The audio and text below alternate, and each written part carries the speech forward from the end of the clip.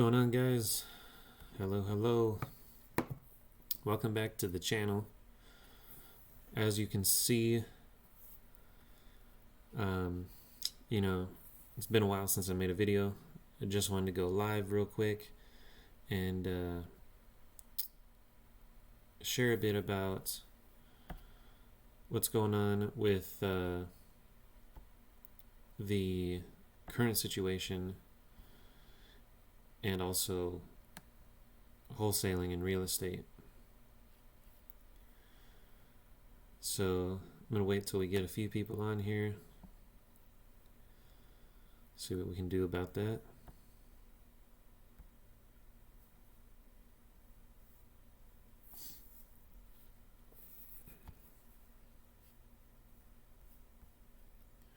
Bear with me, I'm working on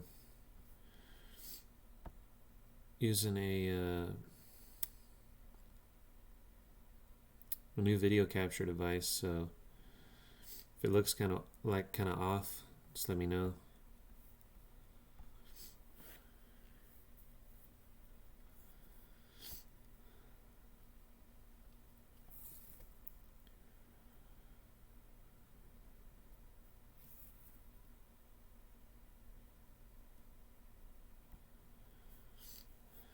So yeah, just bear with me. I hope you guys are doing well in this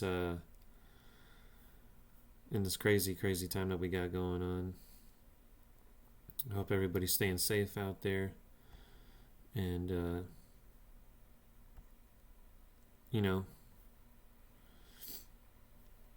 trying to do the best that they can with what they got.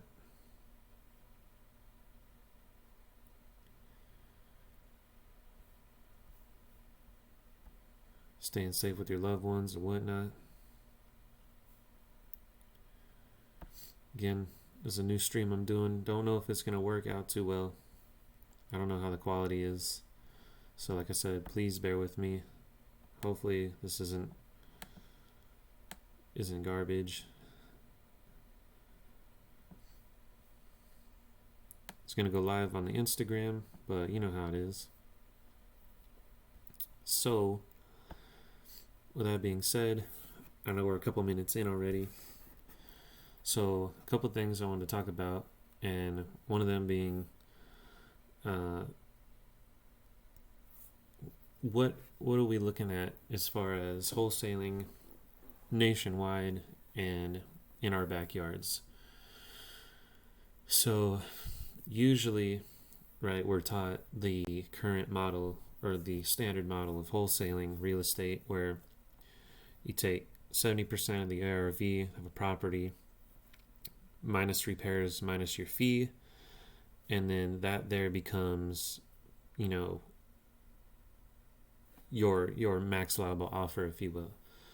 And then you start your negotiations anywhere below that and pretty much try to get a deal locked up in that range, no higher than your max allowable offer.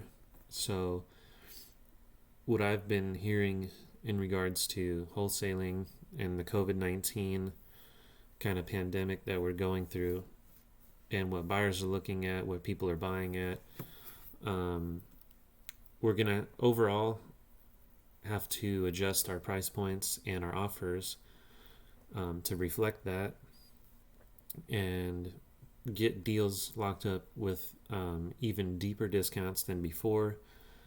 Yes, real estate is still a hot market. However, the thing that comes into it is, while we're still in a hot market, we didn't plan for this pandemic to happen. So while we can still get pretty good deals, the thing is now we're gonna we have to make sure that our deals are very, very solid, and we may have to get a little bit more wiggle room in the price that we get these locked up at. So if you're doing deals at the 70% of ARV, you might have to throw in do a 65% or 60% ARV, which is pretty much the thing that got me to want to talk to you guys.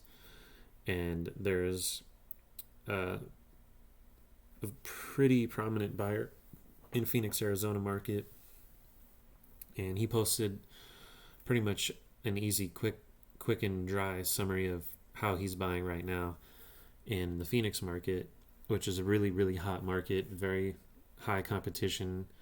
And I just wanted to share that. Of course, like I said, this is pertaining just to Phoenix, Arizona. So adjust accordingly to your market. So how he's buying, and this is a cash buyer, how he's buying is he's buying dependent on the rehab level involved. So for light rehabs, he's looking at purchase price 75% of ARV minus repairs.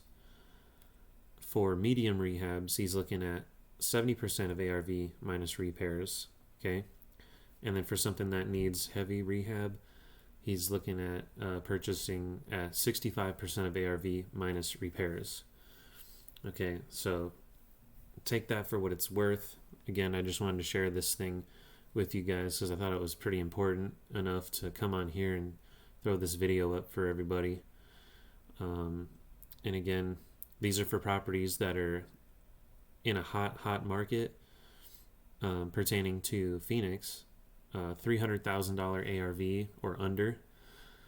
I myself am in Tucson, so for us it would be pretty much roughly the same, but more so between 200 to 250,000 or less for the ARV range. He says no 55 and up communities. And then as far as how they're comping, is they're comping the average of the top 25% of ARVs. Preferably properties with no pools, but they'll still consider them. And of course, they need to be vacant at close of escrow. Okay. This particular buyer is going to be a landlord, or is a landlord currently, and looking to rent out these properties.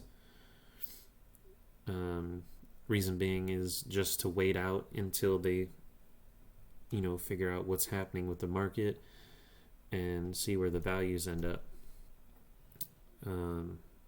So that's more or less the rundown that I wanted to share with you guys and kind of broadcast, because I don't know if it's something that's been blatantly explained that way between a lot of the wholesaling YouTube channels that you see on here.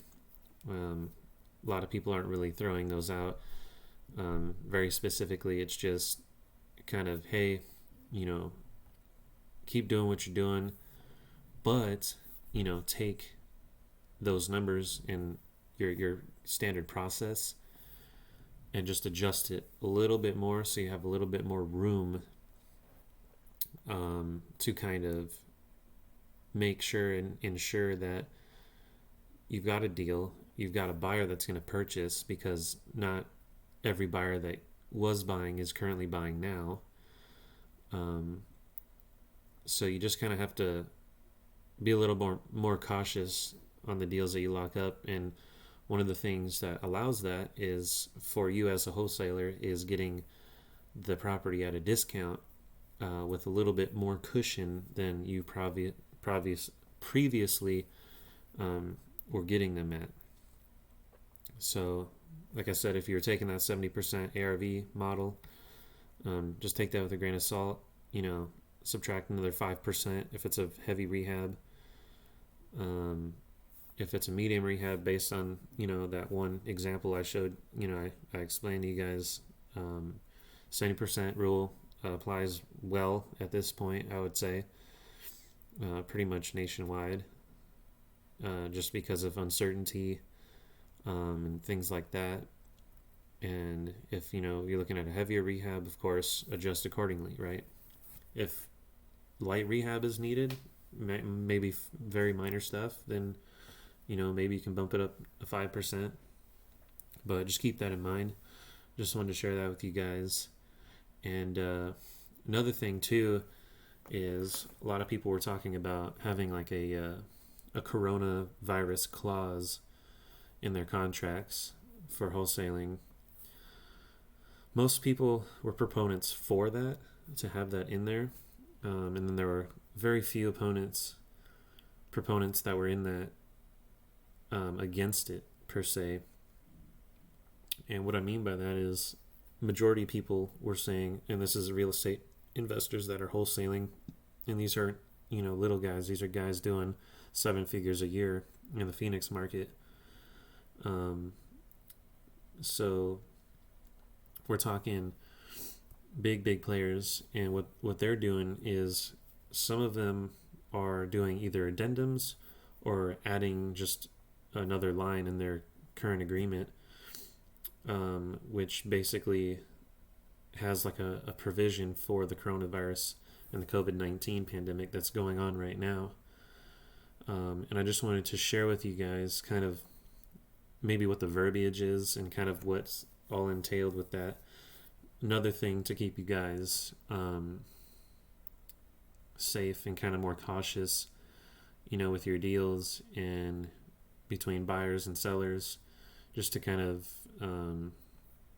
ensure that you are safe, you're protected, seller's protected, everybody involved kind of knows what's going on and is comfortable while there's some uncertainty, right? As much as we can be. So more or less, the long and short of it is longer inspection periods. Some of them were between, average, say, 7 to 10, maybe 14 business day inspection periods. Now I bump those up if you want up to, 30 days. And then some were even bumping them up to the entire length of escrow. So essentially your inspection period being the entire duration the property and contract is in escrow. So some of the wording, let's see. So like I mentioned, leading out your date to having a longer inspection period, and then also putting wording in there where the buyer retains the right to cancel the agreement without any recourse during the inspection period. Right, so for basically whatever reason, you as the wholesaler or the end buyer has the right to cancel the agreement without recourse during the inspection period. So if your inspection period is, 7, 10, 14, 30 days, the length of escrow, for whatever reason, you as the wholesaler primarily, before you even assign it or double close on it, for whatever reason, economically or what have you, anything comes up, if you retain the right to cancel the agreement without recourse, you got that whole inspection period where that's valid. So it doesn't matter whether you can find a buyer, you can't find a buyer, something comes up in title or just whatever it is, because you got to remember, title companies are probably working not in office, but more likely via working at home, so like Zoom stuff, they're doing their at-home office work, so there may be longer lead time for them to get to, your contracts and your deals and close of escrow. So just keep that in mind. And if you have any kind of pushback with sellers when it comes to that, and I highly recommend doing a, digital, over the internet close, especially, property walkthrough you can do with the seller, or they, show video and they send you pictures of the interior, and then also walking them through the contract. So like I said, if they have any pushback with that clause or that specific wording in relation to what's going on right now and the uncertainty, you can explain to them, you're looking out for everybody's best interests, and because no one really knows what's going to be happening in the coming months, and also the fact that there's going to be maybe an extended time frame for title companies to go ahead and close these transactions that you have to extend your date, and you're in it to also make a profit, as you are an investor, and that's how you provide for your family. So you can't be making rash decisions and just hoping for the best. So you need a little bit more cushion and safety to ensure that everything goes as according to plan, right? And that's in the best interest of everybody involved, not just the wholesaler, but also the homeowner that's selling the property, that needs to sell, right? So just inform them of that. Reaffirm that that's why that's in there. It's not to attack them. It's not to basically have an escape clause, but that's in there to ensure that everything does go through as smoothly as possible, and that there is no hiccups, or it eliminates potential hiccups that could come up in the future. So try to keep it as smooth as possible, right? So that being said, I'm going to go ahead and wrap up this live stream. Again, I hope this quality turned out fantastic, if not decent. I hope everybody's staying safe and keeping those hands sanitized, wearing your masks, and staying hydrated. Definitely stay hydrated, guys. I'm telling you what, you got to stay hydrated, okay? It's very important. So you guys have a fantastic night, and I'll be seeing you later. If you like the video, if you like this kind of content, please leave a comment down below. Let me know what you would like to see in the future. If you enjoyed this topic particularly, if there's something you'd like me to work on better, criticisms, I'm all open to it. And be sure to like it if you enjoyed it. If you didn't enjoy it, let me know why you didn't enjoy it. And then also share for any of those who may be interested or who you may think would benefit from this video. So with that being said, you guys take care, and I'll see you again in the next one.